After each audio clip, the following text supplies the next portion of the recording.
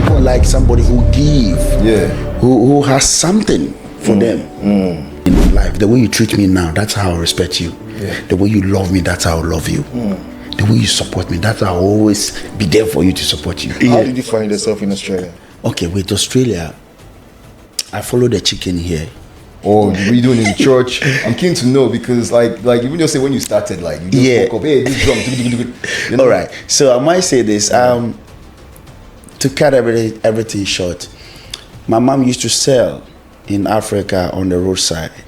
When I was like in primary school, grade 1, anytime I come back from school, sometimes when she's happy, she's sitting down where she sells. She'll be maybe kind of drumming on her legs, kind of trying to play with me. And whenever she starts singing or playing something, then I start dancing to it. I'm just following the sound, the drums. Oh, this cultural drums coming. When the wind blows, they bring the sound. What is this sound coming from?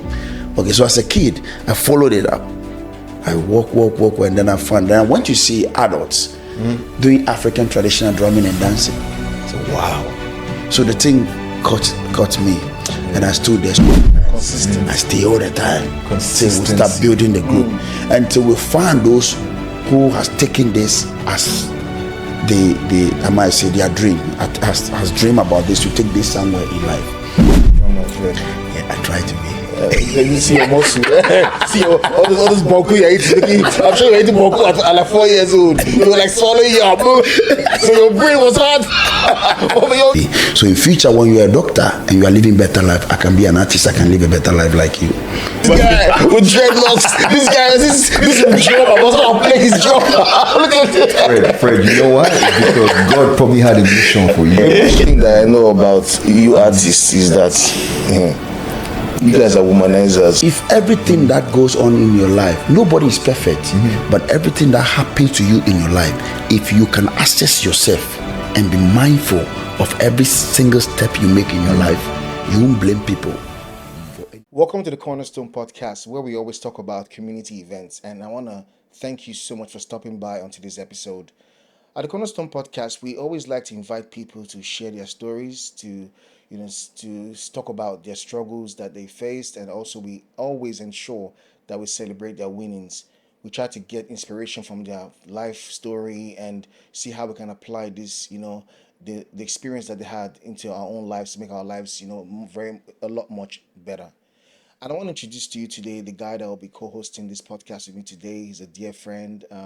I always like to hear his own point of view, and I would say that he's an amazing person to hang out with, and I always want to really appreciate my dear friend, Mr. Kem, the future president of should I call Nigeria? Oh, Lila, I'm not going to politics. Guys, I believe very strongly, Kem, that at some point you're going to one day say, I'm going to go into politics. I don't know why I believe that. One thing I'm going to do is I'm going to build a school in Nigeria that teaches people how to code and how to build technology, because I feel we can create a lot of solutions in Africa by Africans. But yeah, technology is a big market in Africa, though, so that's a good one too. Yeah, so you see, Kem, his ideas are always fantastic. And today I want to introduce our hosts. I would say that it's a great pleasure to have him here. I know I had to sign some protocols and sign some forms, saw some secretaries just to see him. He's a guy that we have seen in most African events, most African festivals. For instance, in Melbourne, for example, I remember I first saw him at an African event that happened in Queen Victoria's Market. I saw you playing the drum, and then you got people sitting down. And there's just a way that this guy brings people together once they're doing the whole African thing in a country like Australia. And I would really encourage us to see through this episode, and then because we have a lot to gain from him. I have no other time, but I was just going to introduce and welcome our lovely guest, Mr. Fred. Thank you for coming. Thank you so much. Thank you for having me. It's a pleasure. With all your beads and your So Fred, a lot of people have seen you and they're like, okay, this is Fred on the podcast today. Yeah. Well, how many people do actually know who Fred is? They see you representing Africa big, but tell me, just walk us through, who is Fred? All right, so I might say Fred Ni Ado. It's my stage name, but my actual name is Frederick Bakbo Ado. and I'm from Ghana. I can tell. I mean, Yeah, Ghana. we can tell. Ado. I was about to say Charlie. Yeah, from Ghana. I've been in Australia almost 11 years now. Still see myself as a baby in Australia, but yeah, still going. I'm a musician. I started with traditional dance skills, and growing, start developing the drumming because when you're a dancer in Africa and doing all these traditional dances, the rhythms that runs through your head for you to dance to, it stays there. So if you want to bring it out to your hands and bring it on the drums, because it's always there in the body, it helps you. So I start developing to start practicing the drumming stuff, and yeah. And so I run school workshops and community drumming workshops, dance classes, and I also own a 10-piece band in Australia. So I play festivals around Australia, and yeah, that's what I do. So I choose to do something that brings a community together. Wait, sorry, you said 10-piece band. What is that like? So 10-piece band is like my band is 10 people, like 10 players. Okay, 10 players. Okay. Yeah, 10 players. Yeah, so I mostly play from 7 to 10 piece. We play Afrofusion, reggae, high life music, Afrobeat. My genre is sometimes reggae, Afro jazz. So I play like world stuff. Yeah, world music. so when you said you do African drums, that means this was like from way early, back when you were back in Ghana, because you were in Australia. So actually, with this career, I started at the age of 6. I was 6 years when 6 I years got old. this. Yeah. So when you say you started, was it like you went and said, "Hey, I like this drum," or were you doing it in church? I'm keen to know because, like even just say when you started, like you just woke up, "Hey, this drum." All right. So I might say this. To cut everything short, my mom used to sell in Africa on the roadside.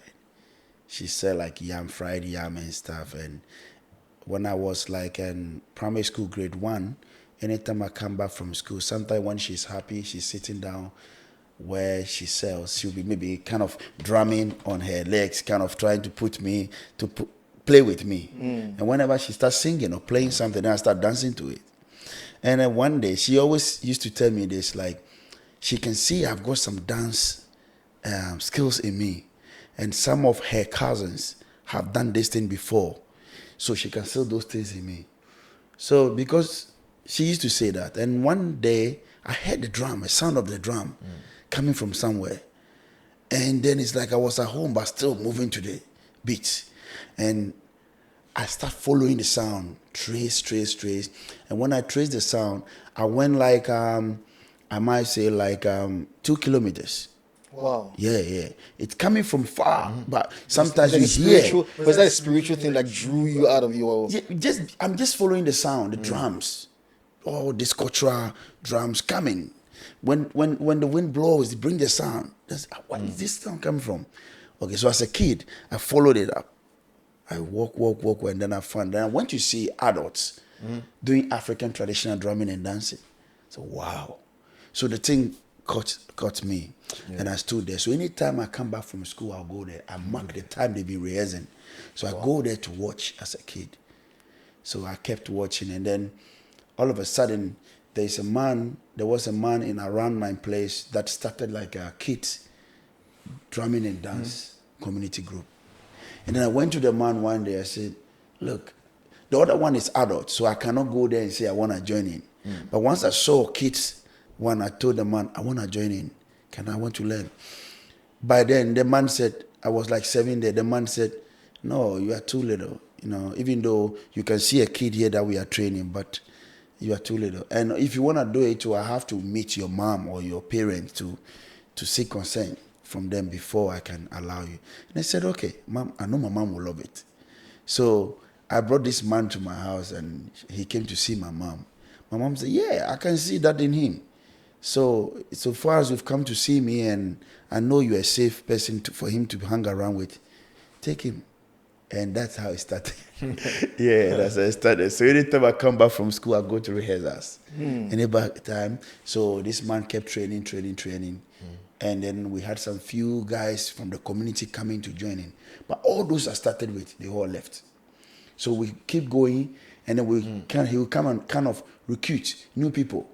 And then for some time, some months, they all go away and we recruit again. But I'm the only person, I stay all the time. Consistent. I stay all the time. Till we start Consistency. building the group. Until we find those who has taken this as I might say their dream, has dream about this, to take this somewhere in life. So in primary school level, and I know because of where I come from, and Africa, sometimes most of us come from this poverty homes. And I know even me when I was going to school, I never had a hope that I could be, even if I want to be a doctor, or if I want to be a nurse, or if I want to be somebody, those government business I can be, because there's no money home to even buy the book that I can read. So once I grabbed this drumming and dancing thing, that became my law book. That became my doctor, the book that I have to study. So that was your passion. Like you didn't care about anything else. You just wanted to become. Once I grab it, no, this is my life. I don't care if you're my friend, you want to be a doctor, this is what I want to be. So in future, when you're a doctor and you are living better life, I can be an artist, I can live a better life like you. So this is what's ringing in me. So my concentration in education now changed.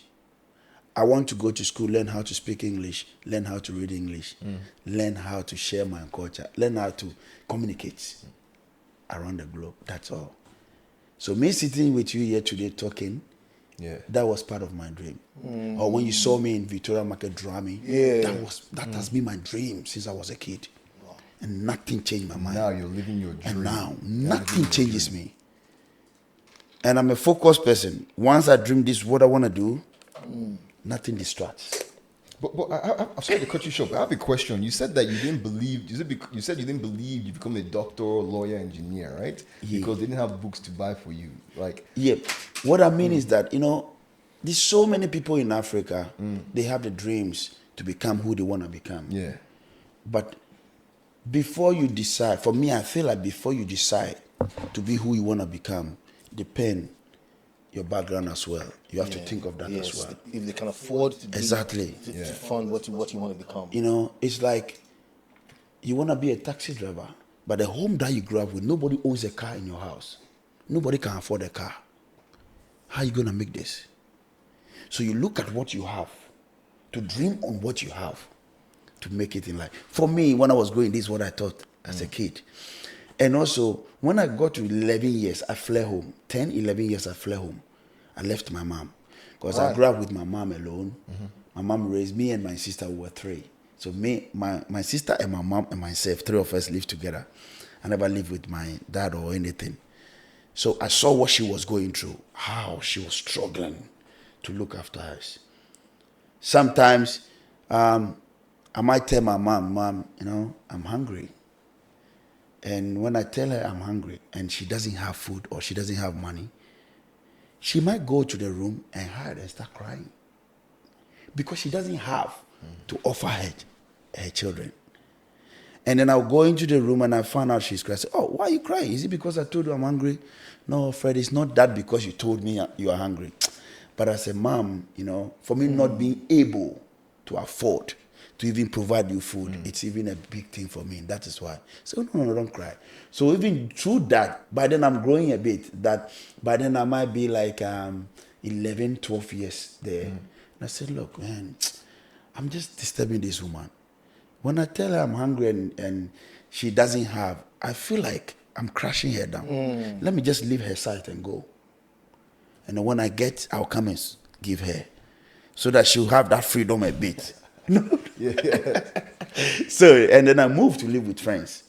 So the friends I lived with, we're a bunch of friends that we all learning the drumming and dancing thing. So Africa, we have this ghetto. We say ghetto with that one room. One of my friends' house, we had a space there. We went out there to look for this leftover wood from the construction fields and to build our own ghetto. So we were living there. And that is where, so I hung my school uniform on a nail on the wood there.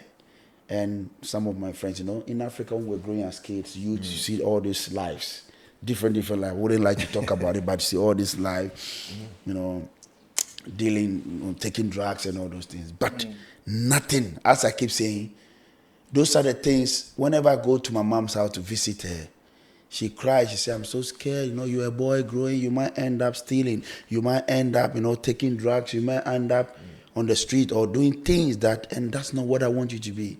And I said, "Don't worry. I promise you, me in my life, I will not be like that. I will never be like that. But I want to have a focus on my drumming and dancing thing to take me somewhere in life one day." And that's what I want to achieve. So don't worry. I promise you I won't do that. I was going to say, I love this thing that you said just now, right? That this was your dream. It was your passion. And you said, don't worry, no matter what happens, I'm going to make it. Yeah. Earlier when you were talking about people having their dreams, I think one thing that kills some Africans sometimes is a lot of us all have dreams, goals, ambitions, desires. Pursue it. Make it happen, because I'm telling you, it's better to chase it, pursue it, put in the work. Even if nobody in your house or your generation has gone to university, but you want to go, pursue it and make it happen. Just do it. Do it. I realized that when you focus hard on something, you push. God, the universe, Allah, Buddha, Krishna, whoever it is, would sort of make a way. When they see you, like even a rich man now, think about you guys now. You imagine you're walking on the street, you see one boy telling you that, man, this is his dream, he's pushing, he's coming there every morning. Would you not want to support him? That's the way I see it. So I love that thing, please. That's a very good comment, Ken. But one other thing is that, and I know you must have experienced it while you were still in the jungle, there are many African young people who have dreams to go to university. They have dreams to do great things, and they have that passion you have, but they don't have opportunity. It's easy to be determined, but when you don't have opportunity, my brother, life becomes even harder. There are many people that have great talent. They can sing better than Davido and Whiskey. Sure. But they don't have the opportunity. No one to listen to them. So it's actually good. I really second to what you're saying, that if you have a dream, it's very good for you as a person to. I think when people see your passion, support will come from a higher power. That's my belief. But when you were talking, you talked about mom a lot, but I didn't hear dad. So where is dad in the equation? Okay, there's nothing wrong with that, but mom and dad never lived together. So I think you mentioned that earlier. That they never lived together, and but then my dad was in a different marriage, like a different relationship and stuff. And my mom and dad, they actually like girlfriend and boyfriend, and accidentally I came.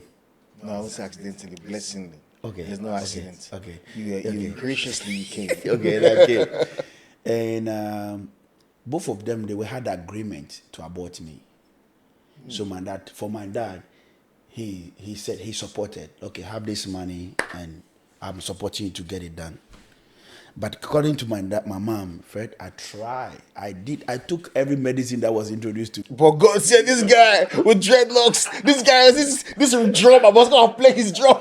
Look at it. Fred, you know why? It's because God probably had a mission for you. A mission for you. And he's playing the drums very well.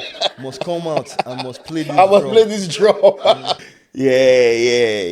Yeah. So but my dad is still alive. My mom is passed 2 years ago. Oh, she passed? My mom is gone, but my dad is still. That must have been devastating. Me and my dad we are like best friends. Oh, that's good. So we have that good relationship and things. And they both told me their stories, so you don't have to blame anybody. And after I came to this world, they did their best to do what they have to do. They do what they can do, and I also find my way to make the rest for myself.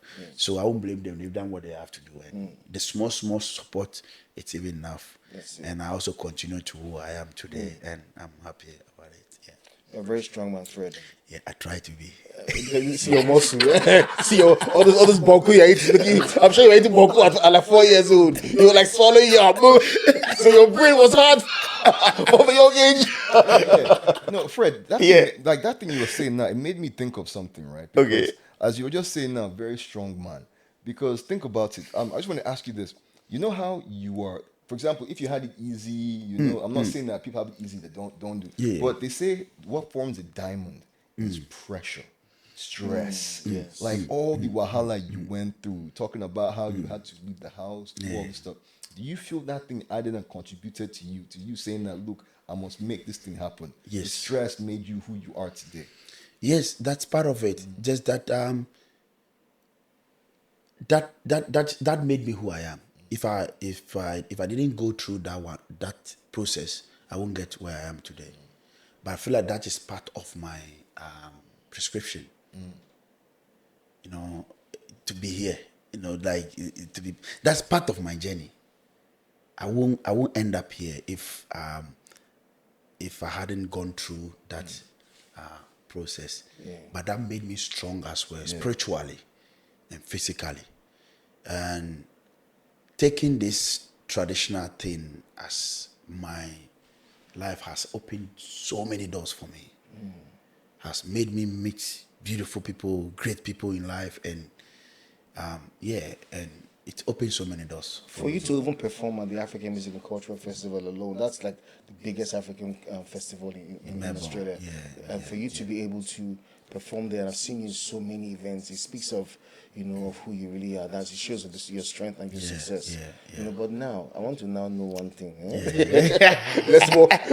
Let's walk through your Australia journey. How did you find yourself in Australia? Okay, with Australia, I followed the chicken here. What does that mean? Like, what do You see, when I say follow the chicken, you're a man. So when I say follow the chicken, you follow Punani. I beg me, I'm not a guy man like that. So say it in a simple English. Say it knows everything. Say it in simple English, I beg. Because people are even miss out. They wonder what to be chicken. What is chicken? All right, so in Australia, I met an Australian lady, and we dated for a while. Ghana? Wait. You said in Australia. So how you would date Ghana? You met Australian woman in Ghana. All right, Is it the spirit that came here? So I was in Ghana when I met her online on Facebook. So we start talking through Facebook. But when we met, I think one day I went on Facebook, I saw somebody added me on Facebook. I didn't add, but once I saw it's a white lady added me, I confirmed the friendship. And then she said she wanna learn some African drumming and dance. She wanna come to Ghana. But once she said she wanna come to Ghana, she's been seeing my stuff I do in Ghana. So she wanna come and learn from me. That was the message. I said, okay, at the moment I'm traveling. But then I was going to Sweden that moment. So I said, okay, I won't be in Ghana, but I still have people around that I can order them to teach you when you come.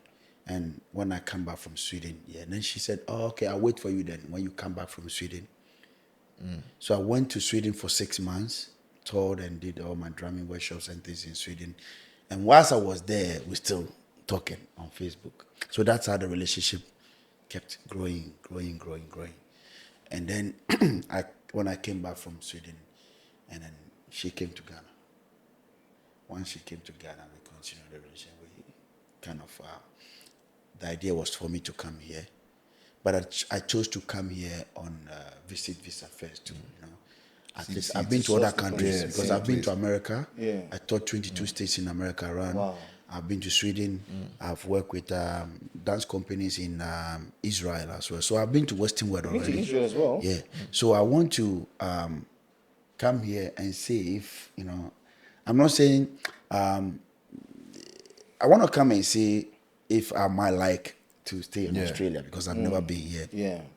Sometimes when I say this, people say I'm showing you off. Yeah. But it's not a show off. not a It's show just something I don't know. I want to know.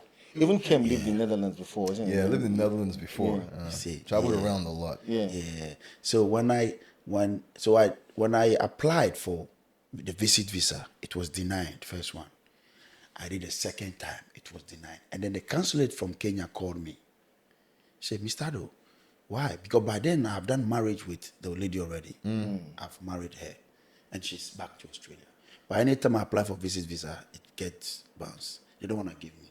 So the consulate called me from Kenya and said, Mr. Ado, why do you keep applying for visit visa when you are married to her? Okay. We're not going to give you. Yeah, but if you apply for permanent, I'll give you. Spousal visa. Spouse, I'll give you. That. So she gave me the option. The consulate gave me the option. I said, okay, then I'll try that. So I put in the spouse visa. 6 weeks, I got a visa. Wow. Straight away. So I told the lady. This was like, what year was this?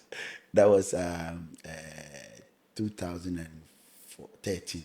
Just for people that are listening, it's not like that say Not, anymore. yeah, It's not like you go woman now. 6 weeks now, you're there Australia. Never. Even I think it's up to a year now. So don't it's know. more than, No, I it's don't know more the than a length year. now. It's more than a Actually, year the now, spouse right? visa takes time for process. Yeah. So it goes over a year. Yeah, before you get it. Even those time, 2013, 2014 is the same thing. Yeah. But I don't know how I mine think happened. yeah, because you had already applied for visitor's visa, and probably your partner here had already started writing the embassy Yeah. saying, "I don't know why my partner is being denied Exactly. the visa. Please, can you Yeah. facilitate?" Because some Soji Niger boys go don't hear that. And- 6 and- weeks. and- 6 weeks, 6 man. weeks or It's more. not like that. They go on Facebook. Boy, it's not like that. And So once she gave me that option, I put in the application for that, and then they gave me temporary residence straight away to come here. So I came here with temporary residence. 2014. I guess 2014, and since then I've been here. So, the one I want to find out is there are many artists in Australia, many African artists in Australia, who have not been successful in getting the kind of platform that you've gotten, and that's because I won't say that's because I'm not sure. Probably because they don't know the right way to go. How did your journey in music in Australia start? Like let me start with that one first. How did your journey in music in Australia start? Okay, because with same passion and same energy from Africa, even going around all these countries I'm talking about, like everybody knows me like this guy, this is the only thing he wants to do. Even all my classmates I went to school with, they make fun of me being in class all the time. Sometimes teachers come to the class, they make fun of me because I'm stuck to what I'm doing. This is me. You know, Africa, when you do this cultural thing, even most people they don't respect you. people say like you're wasting your time. You're wasting your time. Look at what you are doing. You are just dancing at this party. You are dancing at this funeral. Like they kind of tell you things. Now, when I go to Ghana, visit Africa, and I see all those people that was teasing me, and I look at them, I say, "Look at you." You know, Yeah. that same people was, Yes. it has created big difference Yeah. in my life, and now my life has, put in their brains in a positive way. To not look down on anybody doing such a thing. Through me, a lot of people who didn't like what I was doing now encourage their kids to learn the drumming, to learn the dancing. They use me as an example. You see this man, he was like that. He was like, now look at him. So if you got that talent, just go for it. Do it. Yes. So I have stood up to proving to them, this is what I want to do. And the life, because I've got that same energy in me from Africa, when I got here, I didn't give up. I said, look, this is what I want to do. I want to establish myself. I want to start doing my drumming workshops. I want to, establish a band. I want to, record songs. It's just running in my head all the time. That's what I want to do. Your band, is it with Australians or with? So I saw you playing with some white folks. The other day. Okay. So because we don't have much African folks here, and let me tell you one same thing with this thing in Africa when you're doing the drumming or when you do the dancing, the music thing, people don't. Most Africans here have the same mindset. They are not seeing the opportunity in that. I'm not saying somebody being a nurse or doctor or whatever, it's wrong. It's a good thing. But that's what all Africans, those are the It's things. what we're taught. It's what we're taught. But it's to work. Yeah, we are taught growing up, right? Like you said before, when you say singing and dancing, look at you like, see this yeah person. Even soccer plays before Exactly. see this yeah person, but they don't realize that things have changed. Yes. Like when people tell you, guy, forget this drumming, go and do law. This it's not because sometimes it's bad belay, but sometimes it's not because it's just because that's what they know. That when you want to get successful, lawyer, doctor, engineer. Yeah, You had the passion for it, and no more. You made it happen. You feel me? Yeah. You made it happen. Kudos to you, man. You made it happen. Yeah. So how did you build a 10% band? Because I don't understand how you did it. It's Slowly. interesting. I took it slowly. When I came here, I landed here 2014, and then 2014 I came here August. So towards December, I did my album launch. But then I've recorded an album already from Ghana, and I've done a launch in Ghana. But when I got here, I used that opportunity to launch the album again. That was my first event. I did. I organized some players. I asked around. I organized some players, and we came together. We practiced, and we did it. That was the start. And there are some of the players that knows me. There are some of the white folks here who comes to Africa to learn the drumming and dancing already from us in Africa. But they come home, they bring white people like this tour I'm organizing. They bring people there to learn. So some of these white folk, they know me already there. So when I came, because they've established their own drumming companies here, they saw me and I spoke to them. Yeah, bro, we can work together. So they start giving me gigs to start, like, go to this school. We got this school, book us, go, and then I'll go and teach the school. Like, so going to different schools every day, that's how, creating my connection. And then once my band is set, I start applying. Because all these festivals, you have to put application in, start applying. The more festival I play, the more I keep growing, and that's up to now. Yeah, we're just on that, right? I'm curious. How was the reception? Because like Africans, we say drum. Sometimes, but how was it for the white people, like the Australians? How were they receptive to it? They're like, oh yeah, come. Yeah. How was it? Because when you look at the white, most of the white mindset, they welcome, like they don't devalue anyone. Like let me say. They respect everything we do. Like a cleaner respect the doctor respect the cleaner here. Yes. If you go to Africa, the doctor will not respect the cleaner, whilst the cleaner still respect the doctor.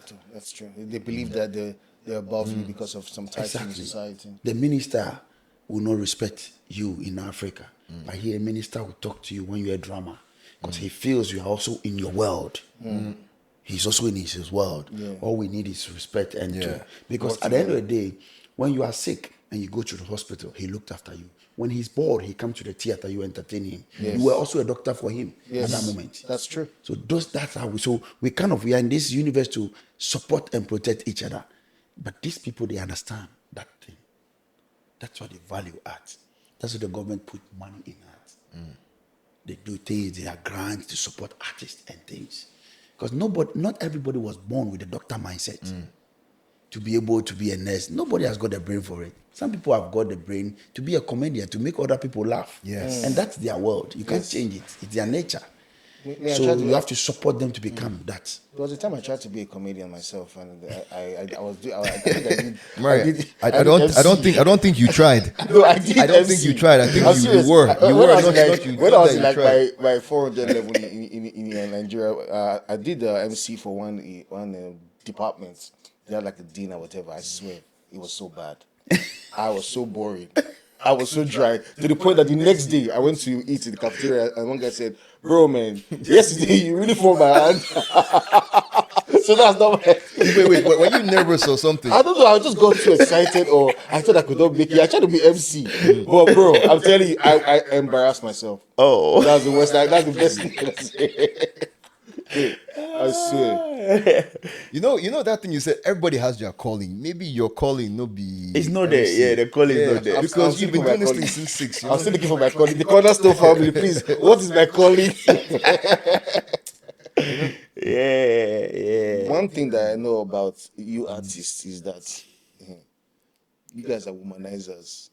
And for on all places is that artists... They're not even in Melbourne for that matter. I'm not saying all artists are womanized, I'm sorry, but I'm just saying that how do you cope with the women in this country? But what is womanizing? Can you break it down for me? Maybe I might not understand. You have one girlfriend, but you still want to just still, you have the enjoyment of another one. So and there are many more like so it's womanizing. Is it a man who likes a lot of women, or is he a man that a lot of women likes him? Any of them is womanizing. Wait. Yeah, a man that women love. Okay, now I know. You're breaking it down. Okay. That's a very good thing you brought, because women, from my experience, so I know sabi them like that. So, but women, they like a guy that is confident, passionate, and he's successful. And that's you. Yeah, exactly. You guys laughing. You're trying to be humble. Don't be humble. Tell us about the women. Your woman history in No. The thing is, sometimes let's break it down. Let's bring it back to maybe families. Okay, when you're a father in a home and you don't have money in the family, How many people come to you to ask you money? How many people admire you in the family? But when you are able to make it in the family and you have money, look at your siblings around you. Look at the community around you. Look at your kids, even the way they talk to you. And Look at how bold they feel around you. That is it. And then look at the women around you. It's all part of it. Is that what you're going No, to? it's all part of it. Because people like success. We like winners. You know, People we that like that winners. confidence, Yeah, and we people that like somebody who give, Yeah. who has something for them. So if you don't have anything for the community will not like you. So what do you have for the community? That's the I want to go back to that question of Because woman. that is the natural thing. Because you say, what do you have for the community? Yeah, I'm an artist and I empower them. That's the way I'm going to. You're trying to cut away that question. Let's just go to that question. Yes. This women thing, how do you do it? And you're in Melbourne of all places, a land of beautiful Man, women. this we have to ask Google. Google. How does Mr. Fred cope with the women in Melbourne? Yeah, I don't have women. But if we have to talk about this, it's just like women like what's nice things. They want to go with nice things. Yeah. So if you have that nice mindset and you have that, as he said, your confidence, you know how to talk, communicate with them, respect them, and they will also, make them feel good. Make them feel well. They also make you feel well. It makes you feel good, and that's all. Okay, now the question. Let me find that question properly. Let me bring that question out. Now, because of your success, right? You attract a lot of women, and sometimes you attract women that probably belong to other men. Let me use that word. Did your music change your orientation of how you view relationships? Do you believe that a relationship is worth it in today's time, considering the amount of women that you're exposed to through your music? Oh yeah, you have to stay focused. Just that not every meat that come on your way, you have to chew that meat, Because for me, in my cycle, I hold myself not to be exposed to everybody like that. Because if you're a public figure, you stand in front of the public. And the same people who around you admire you and come to your gigs. And imagine maybe, you deal with most of the people. And that same people come, your respect is gone. Yeah. The more you go, the more you cut down your respect. So get to a point you come and stand there and you will not have anybody.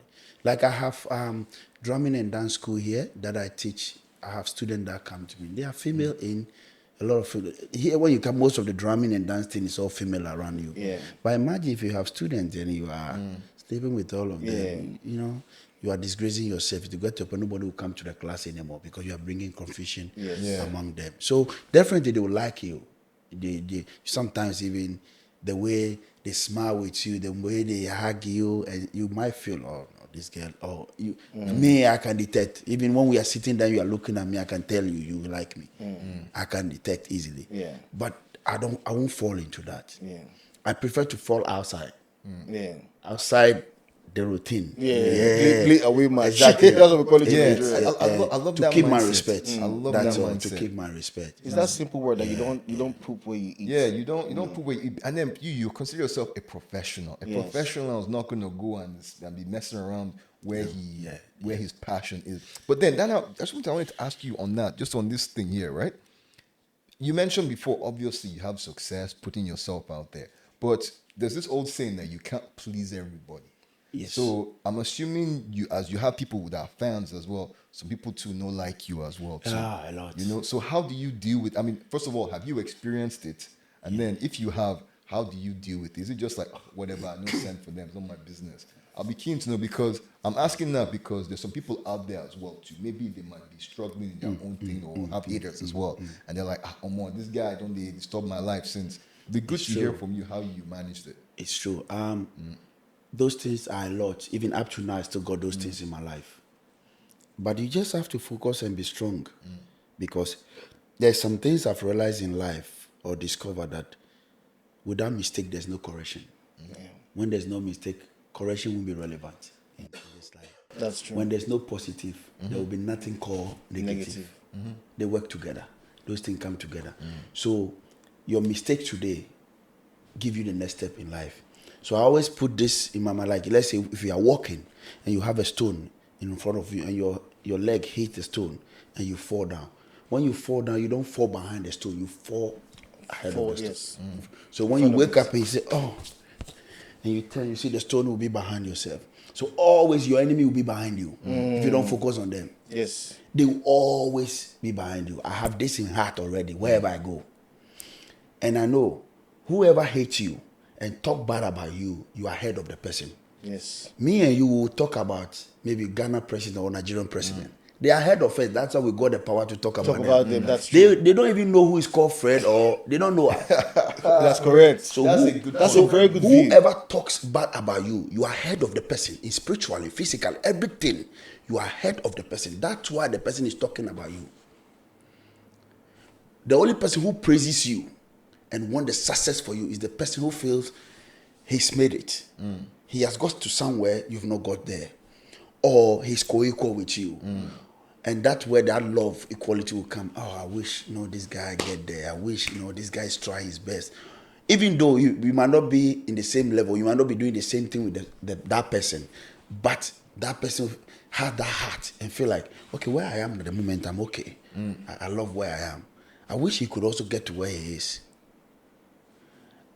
That's when those people will talk good about you and they want the best for you, and because that mindset is always in positive side. But 90%, whoever sit down, friends that plan against you, that talk bad about you, man, you are ahead of them. When you look back, you see them behind. So when you focus on them, that is when you come back and you come and sit down with them, because you've turned your focus on them. And their aim is to pull you to come and join them behind. Because they see you going forward. They see you going forward. So the more they talk about you, the more they distract you, the more you pay attention to them, the more you stay in the level with them. Wow. That's deep. I love that. I've heard a lot of things. Don't pay attention to your enemies. Don't, but I've never really heard it this deep. Bro, none of your enemies is ahead of you. Put this in your mind. I bet you. Yeah. None of your enemies.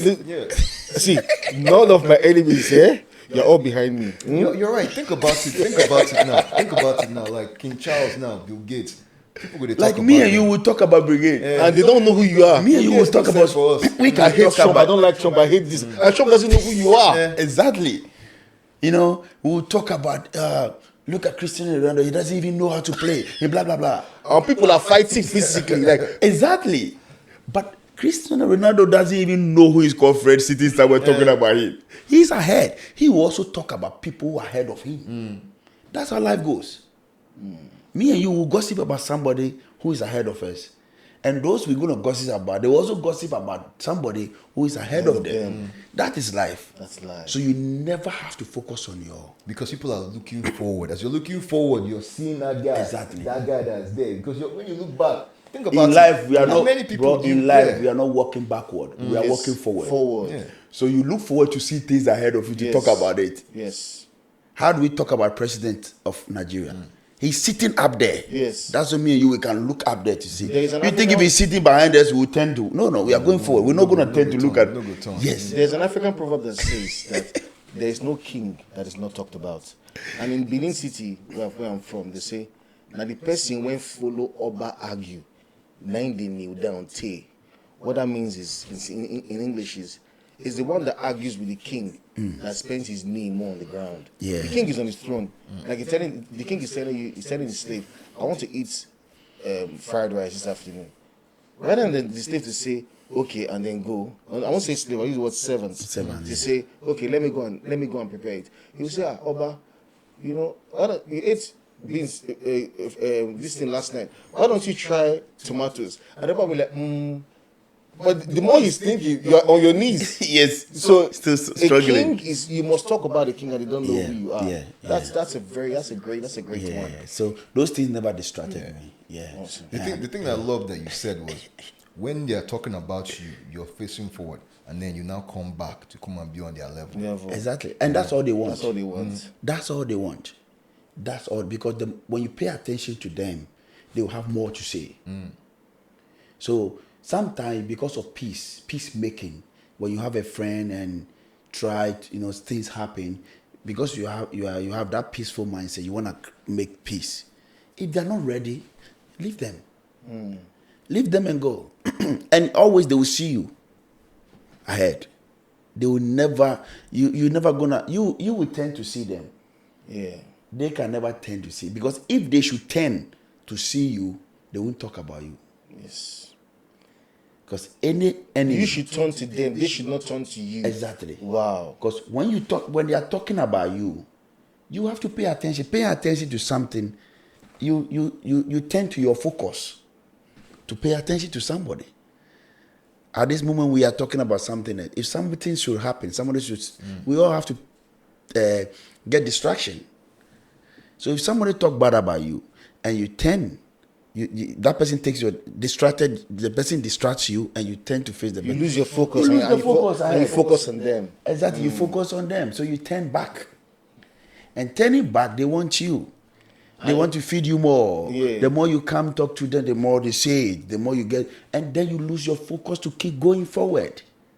Then so you are always in the same area with them. You are not growing. And they choose not to grow. Once they choose to grow, they'll let all those things go, and they start looking at where you are going. They start following you and go with you. In addition to that, there's something that they always say. When you are in the light, you cannot see who is in the dark. But the person in the dark See can who's see in the light. that is in the light. And from their dark, they plan their evil devices. That's a very That's the deep thing. word. So you just you said something in the beginning about when you were talking about either you are Buddhist or Christian or Islam, your God will whatever. For me, what I believe is what I feel is like everybody have your own God. Your God is not my God. His God is not my God. That is why we can all sit in a class and write exams, and you will pass and I will fail. If we have one God, we should all pass in the class. But because the entity, the God nature in you, the God power in you that lives in you, to makes you drive in life to do things, is not the same as me. That is why you can move, you can pass me, you can go. So the way you treat the energies in you, that is how they support you. Naturally in our life, the way you treat me now, that's how I respect you. Yeah. The way you love me, that's how I love you. The way you support me, that's how I'll always be there for you to support you. So the entity, the natures in us, which is the God powers in us, that help us to be able to achieve life, to do things, the way we feed them, it's how they also stand behind us and feed us. So sometimes when we move to religious world, you might think when we say praise the Lord, hallelujah, amen, in Jesus' name, we want this to happen to us. We all go and pray for success, but one person reaches there before the other person reaches there. True. That is the life for me. So everybody, the God lives with us. He's behind everybody. But everybody, the way you treat your God, that's how your God helps you. And that's your power. That's your energy. The more you feed your energy, how you call your energy, how you speak to your energy.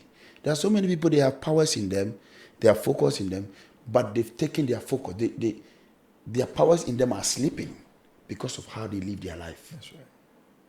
So if you want to get your God in you awaken, to follow you, to help you achieve everything, depends on how you're going to get them awakened, to be strong. Because we have powerful people, powerful men out there who are strong. Like, you see this guy is smart, this guy is so successful, this guy is so focused, this guy, because of the energies in them.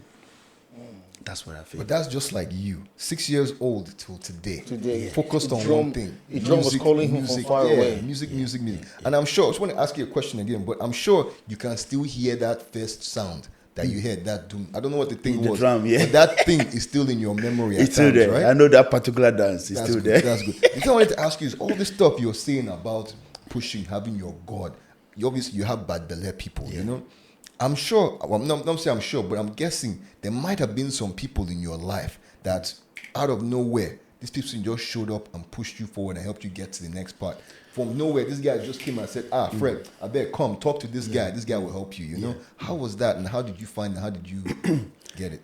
And all these things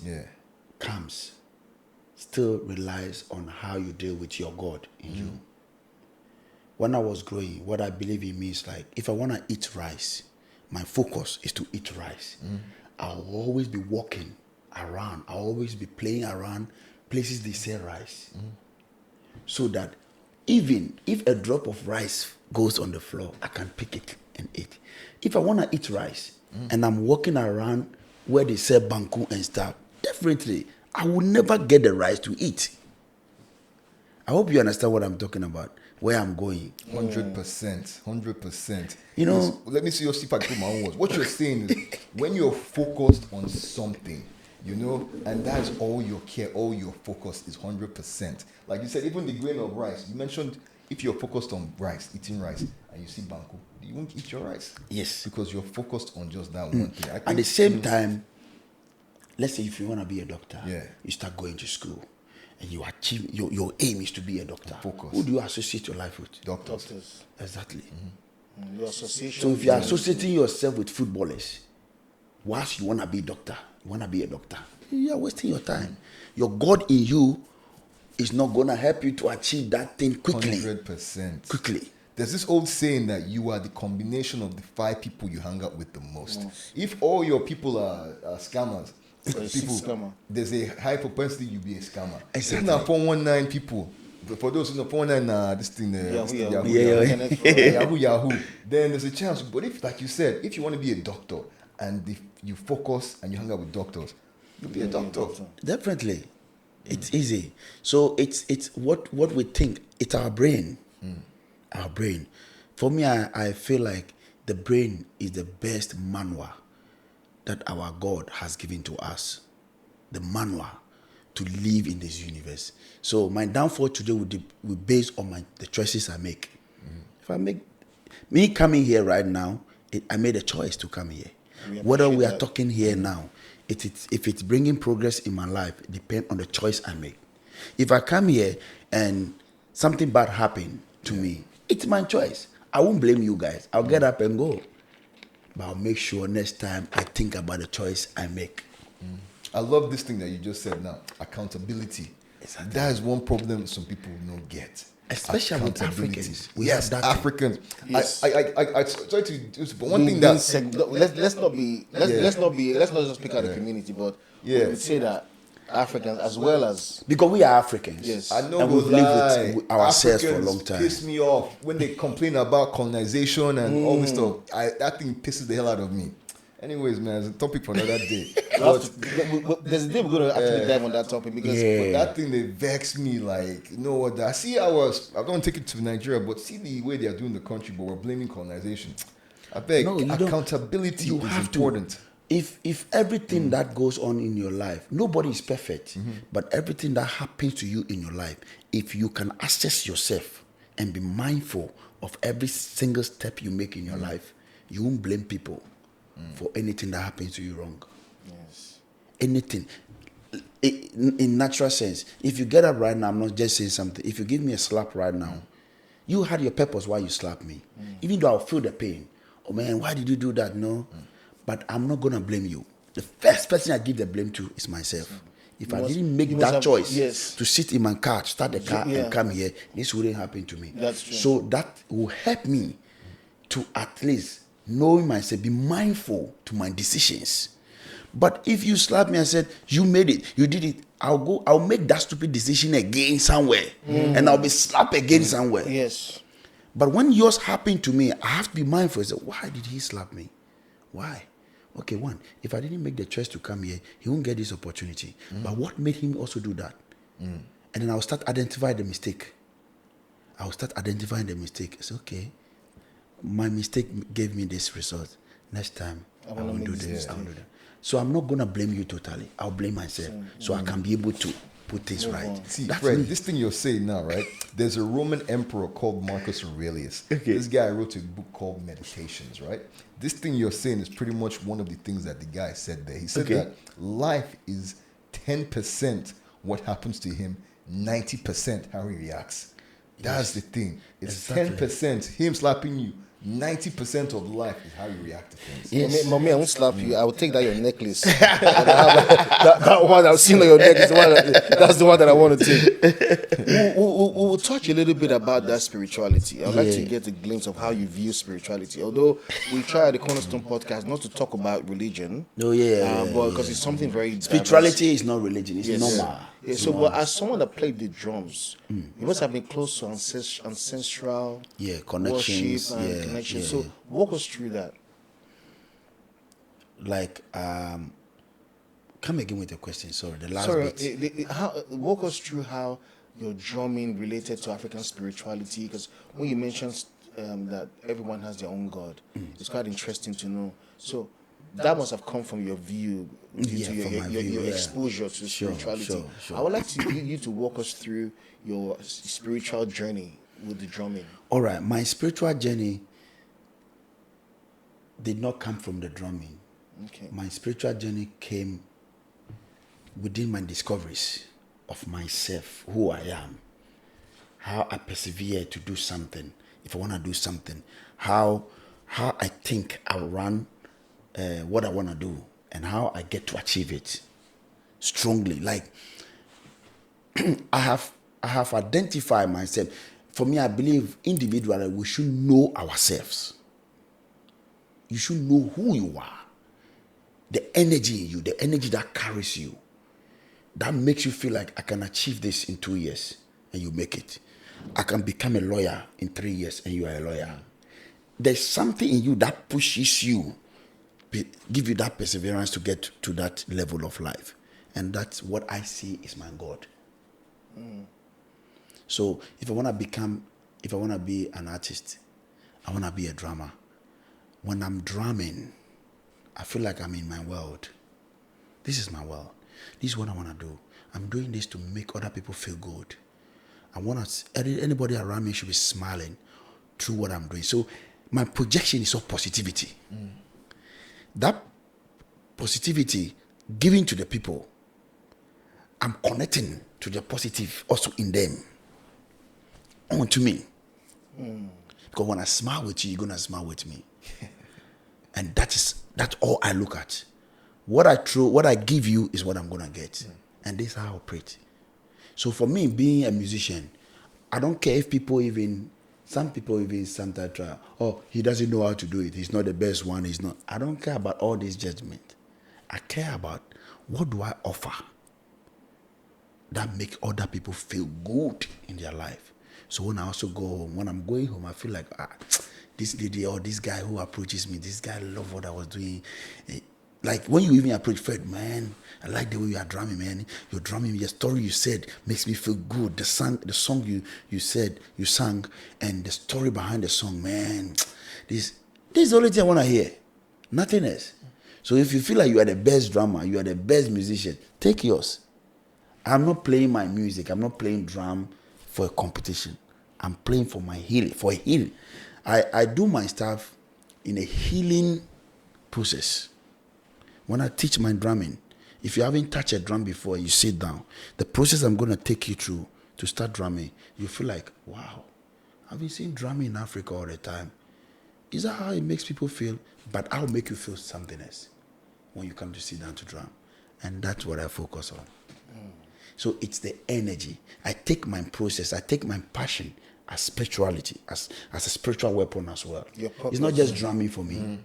It's healing process for me. Yeah. It's positive energy for me. Because my words are energy. My process, my drumming, anything I'm doing, there's an energy backing everything I'm doing. And that energy is what I value. That's most important. And the more you value it, the more you have that positive thinking around it, the more it bounces back to you. Yeah. So when I'm performing, for me, it's all about healing. That is me. For you to feel good when you're going home. For me to sing a song, and that song will stick in your mind. And you're going home, sitting in your steering, driving home, you're still singing that song going home. That's what I want to hear. Yeah. That is it.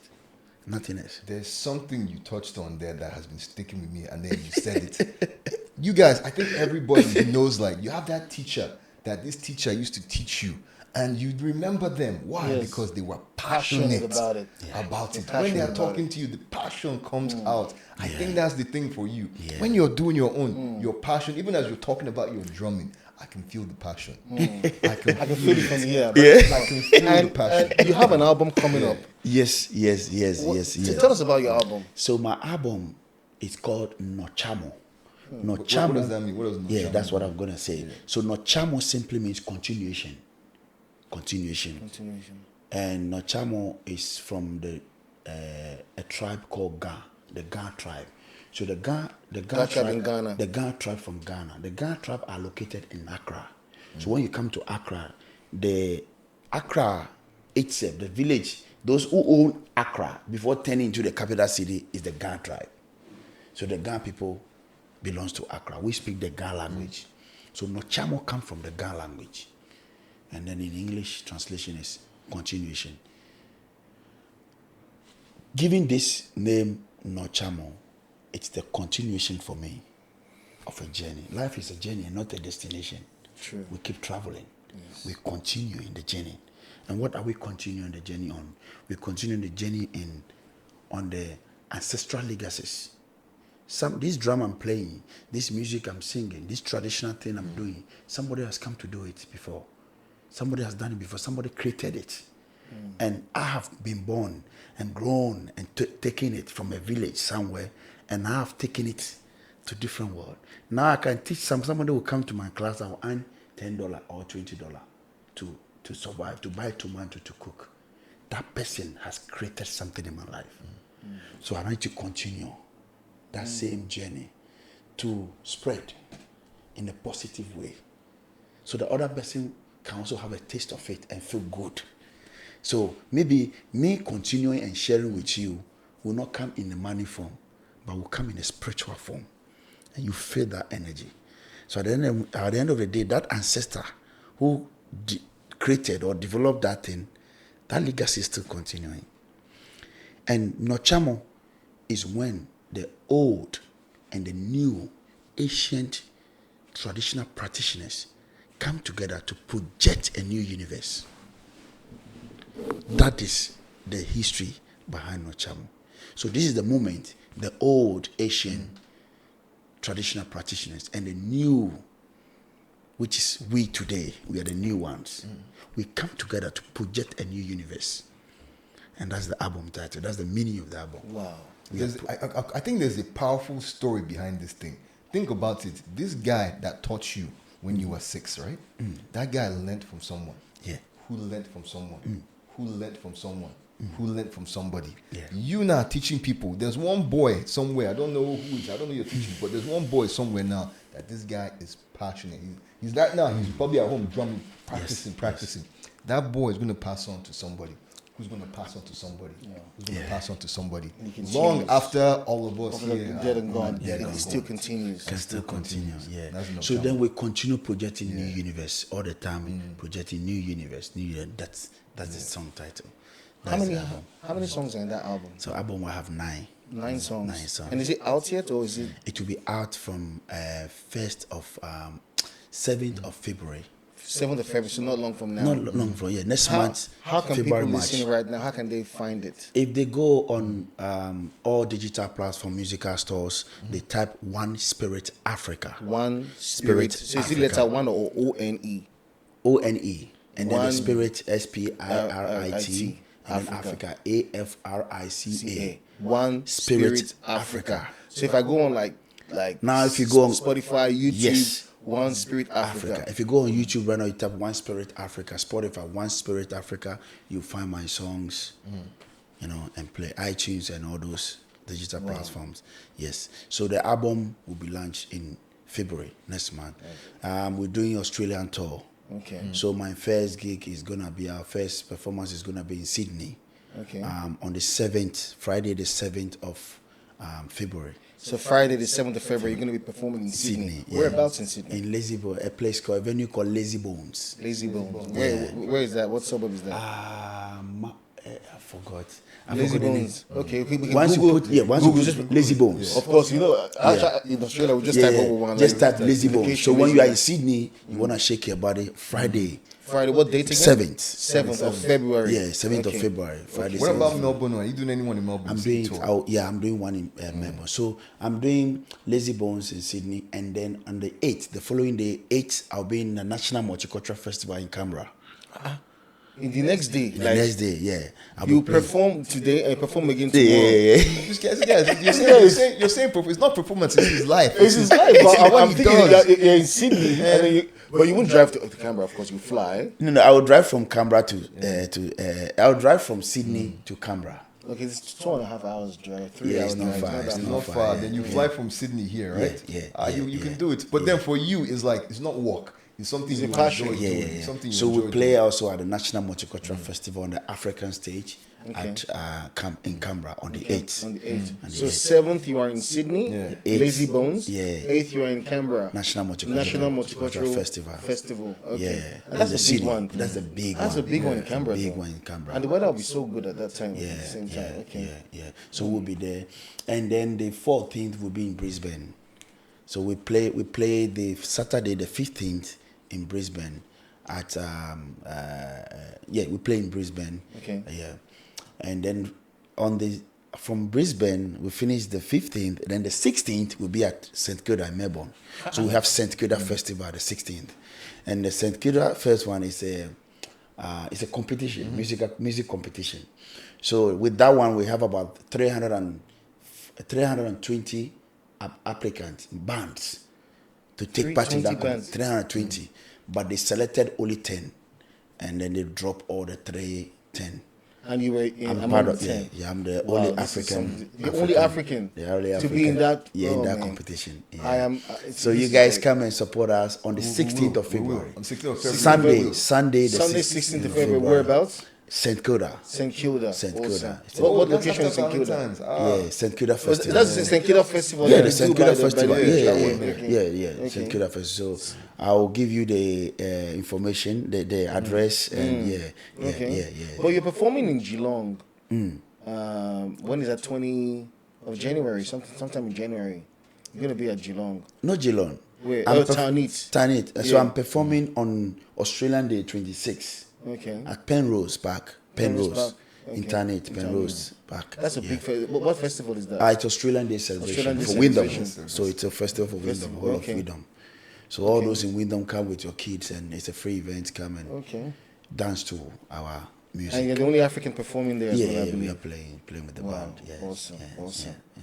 Well, Mr. Fred, thank you so much for coming on the podcast. But just before you go, two things. What is your social media handle for people that want to follow you? Okay, so my social media handles is same One Spirit Africa on Instagram, on Facebook, YouTube. Yeah, One Spirit Africa. My website is onespiritafrica.com.au. Okay. And the last question is Nigerian jollof rice or Ghanaian jollof rice? Which one is better? Hey, be careful. Okay, I used to say it's Ghana jollof rice, but my friend said something earlier. I said, look, it depends on the one who cooks the rice. Exactly. So it doesn't matter. You might say it's Ghana or it's Nigeria, but it depends on the one who cooks the food before you eat it. So I think that's the right answer. Okay, well, at the Cornerstone Podcast, we believe that between the Nigerian jollof rice and the Ghanaian jollof rice, stay tuned for the next session. We'll tell you during the next episode. But one more thing for us not to forget that I want everybody to join in, all Africans, everybody around the world, is this tour to Ghana. So I'm doing this tour to Ghana in September. Okay. It's a 3 weeks retreat to Ghana. It's a cultural retreat. We come, we learn drumming, dancing. You don't have to be a master drummer. You don't have to be a master dancer. It's just like a daily activities. You have to get yourself into it. We learn how to singing. We learn about the culture in Ghana. What date again is it? It's the 1st of September to the 21st How of can September. people find it? Is it that they just type that One Spirit Africa? So when you go online, online, if you go on my page, One Spirit Africa, it's there. Or when you type onespiritafrica.com.au/tour. onespiritafrica.com.au/tour. Yeah, /tour. It's there. And what's the capacity? Because people start rushing now. You know, people. Yes, the might see them capacity is with 20 people. 20 people. 20 Yeah, people. we can take 20 people. 20 people to go. Yeah. What's the package like? Is it like flight and hotels or? So the package comes with accommodation, food, and then a tuition. And then the weekend, we choose like a place to visit. All the tourist sites in Ghana and all those historical places we visit on the weekend. But the flight, it's the client that has to organize your own flight. But organizing your own flight, I've got flight agents that anyone who booked to come with me will contact that agent and then we'll give you a discount. So we all book from one place and we get a discount and they will book you us all in one flight or something. And we come. And all this information will be found on your website. All this Once information. Africa/tour. Yes. But what about just one thing again? What about visa though for some people? Visa to all information on the website. When you check, I'll give you invitation letter for the tour, and then you use that invitation letter to apply for visa. Okay, good. Just so people know. Well, Awesome. Thank you for that, Ken. Ken, do you have anything else you want No to say? man, before like we I'm round up? pumped. Like your passion comes out, man. Yeah, I it comes out real love strong. passion. The only thing I want to say is please, people, if you have a dream or a goal, don't let it die. The graveyard is full of dreams, aspirations, and things. Yeah. Pursue it. You heard Fred. Now Fred said that since 6 years old, he said that's what he wanted to do, and he's doing it. Make it happen, guys. Don't let your dreams die. I beg. And also, if you have a dream and you are pursuing your dream, and this is coming from my own experience, is that at some point in the pursuit of your dream, you're going to encounter roadblocks. You know, it's okay to have roadblocks, but the most important thing is that make it a point in your life where no matter what you're experiencing, you have a comeback story, and let your comeback be greater, you know, than what you experienced before. Everything you're going through, there's a purpose for it, and there's a purpose behind that pain. So don't waste your pain. Use your pain. Transform your pain into power. Thank you, Mr. Fred. You are a great Thank you so inspiration much. to Thank many you. young people, many Africans in Australia who have musical talent and who want to excel like you. It's a great honor to have you at the podcast, and we hope to have you more. We will be coming to your festival, Australian Day Festival. Yes. That's for sure. Yes, So I'll sure, see you. please. Yeah, Thank okay. you. All right. So Thank much. you. Thank you Have a very much. beautiful night. Thank you. Don't forget to subscribe to our social media handles that are in the comments below. If you have a story that you'd like to share at the Cornerstone Podcast, please send us an email at the email address now showing on your screen. Please share, and I'll see you next time. Have a good day. Thank you. Thank you.